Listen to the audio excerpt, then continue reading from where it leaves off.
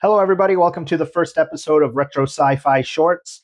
For this series, I'm going to be picking at random from a box of old science fiction magazines and choosing either a short story or novella to do a quick review on it. For this first episode, I had picked Isaac Asimov's science fiction magazine, June 1979. Now, imagine you've been cryogenically frozen for 200 years. And when you are revived, your body is revived, but your soul is not. That's the central horror to Tanith Lee's short story, The Thaw.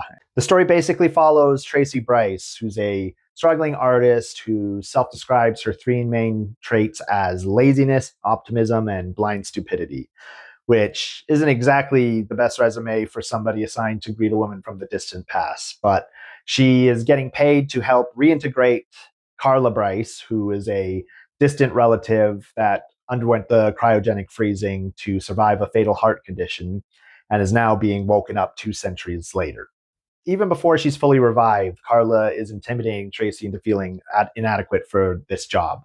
She describes Carla as a lioness, a beautiful, cultured goddess carved from ice. And this insecurity creates this great dynamic where how can Tracey, who feels like she's barely functioning, be responsible for reintroducing this cultured, elegant woman to a society that she feels she's already better suited for than herself?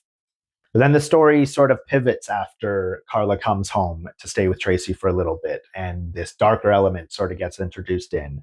And it's revealed that Tracey is writing all this down not as a study of the science and a study of what happened, but as this sort of history of how humanity fell. Because the cryogenic process has this flaw that nobody thought of. When it's frozen, the body survives, but the soul dies. But the body is still capable of being occupied.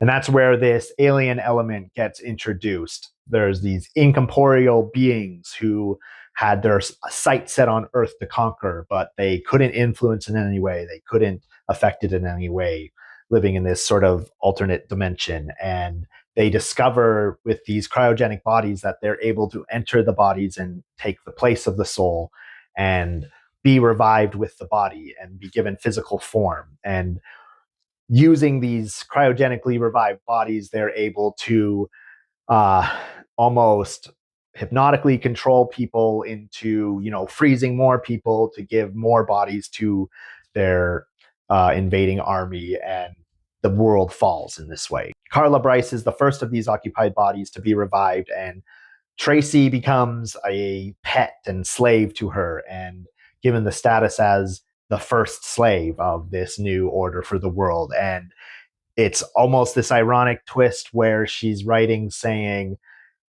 because she is this first slave, this symbolic first fall of humanity, she now has success and she is now known and she's protected from the rest of these aliens who have a tendency to eat humans. And so she's feels like she's finally accomplished something in her failed life by being this first pet of this alien race. So this was my first Tanith Lee that I've ever read, and I was completely floored by her writing.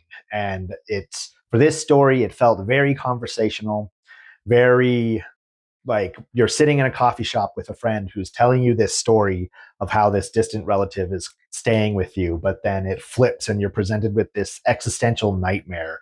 And everything just felt so grounded and real and plausible in just these short 20 pages. One of my favorite aspects from this story is Tanith Lee's representation of almost a anti-science fiction future. And this future that she's presented, it isn't flashy in any way. It's not a utopian or apocalyptic. It's just us. It's just us as a species being a little bit older, a little more tired, and that maybe makes the horror hit even harder.